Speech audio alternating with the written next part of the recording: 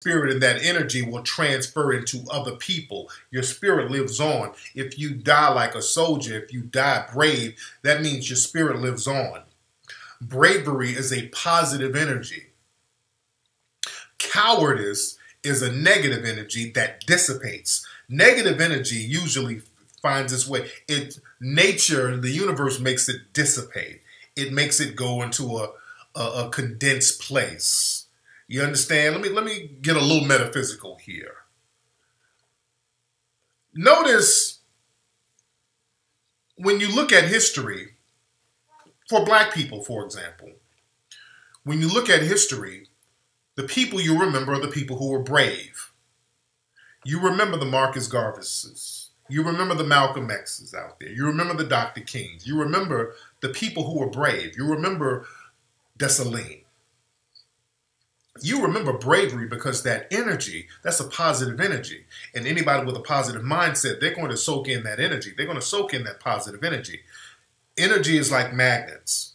So positive, anybody who's looking for something positive, your energy is going to gravitate towards them. I'm talking metaphysical right now. Let me get my prayer cloth because I'm talking metaphysically. And when I'm talking metaphysically, we need to get that melanoid nation collection plate going on so we can spread the energy. But when you are a brave person, that energy translates and it transfers to other people. Remember, Dessalines and all of those people, the Haitian Revolution, that energy transferred to the Nat Turners of the world. That energy transferred to the Gullahs. That energy transferred to the John Browns. He was inspired by that brave energy of the Haitians. You dig? That brave energy lives on, that Mackendall spirit. You go out like a soldier. You go out with your head up. You don't fear anybody taking you out for doing the right thing. That Harriet Tubman spirit. You understand? But notice, nobody really remembers the Coons. There's been millions of Coons throughout history. Nobody remembers the Coons.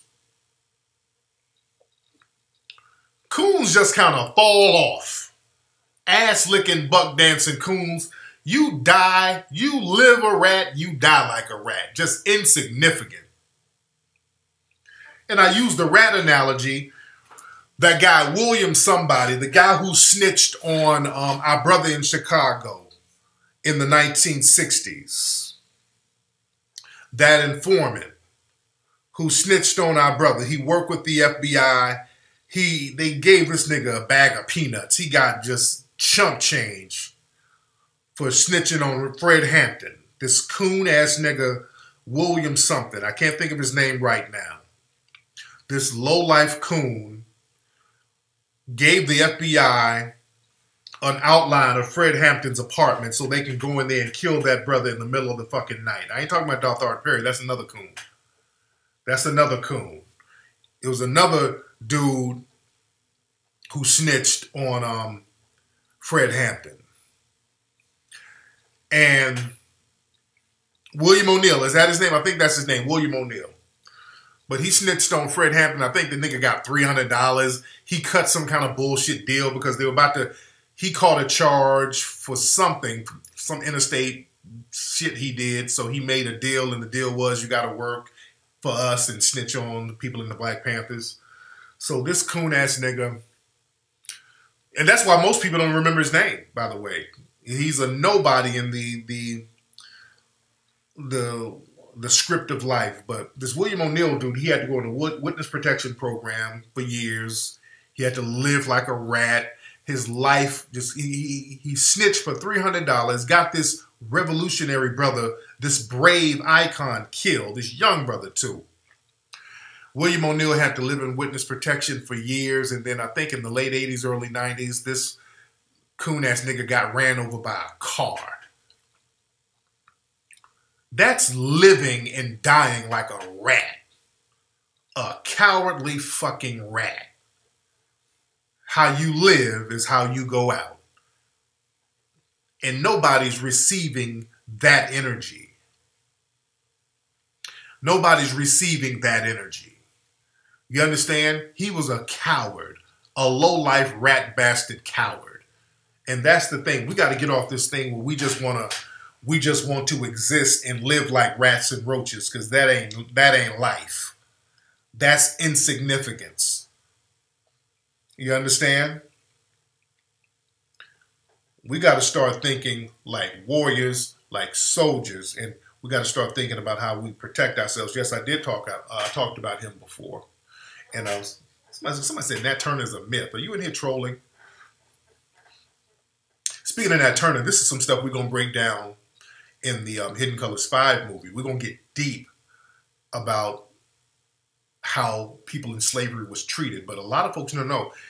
Did y'all know, and this is definitely going to be in Hidden Colors 5, and that's what the movie's about. We talk about unknown history.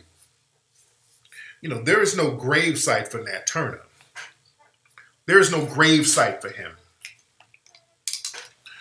And the reason why there is no grave site for Nat Turner is because after the Nat Turner revolt, they killed 50-something white people and they got Nat Turner, and they executed him. Not only did they execute him, they cut his body up, and you know the white people ate him. They ate Nat Turner. We're going to talk about that deep in the movie, by the way. They don't tell you that. You understand? It's almost an open secret. Yeah, there was nothing left. There was nothing left on his body, and I think wasn't the family still trying to get his skull? I mean, the descendants of the family, they were still trying to get his skull because these white supremacists are passing his skull around. You did?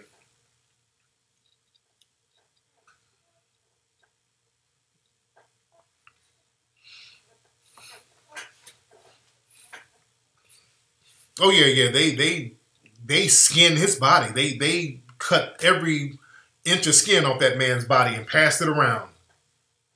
I read that book, brother. Hell of a book, Philip. Hell of a book. We're gonna talk about that. A lot of stuff in that book. We're gonna talk about that. How cannibalism of black people was a major common practice. That's been an open secret for a long time. We're gonna get into that too. How these motherfuckers used to eat black people. That was a very common practice that they don't like to talk about today. They don't like talking about that today. Oh, we're going to get deep. We getting heavy. We're going to get real heavy. Yeah, it's speaking of Vlad the Impaler, I think because he fought many of the Moors, they were saying that he was eating the Moors. Vlad the Impaler.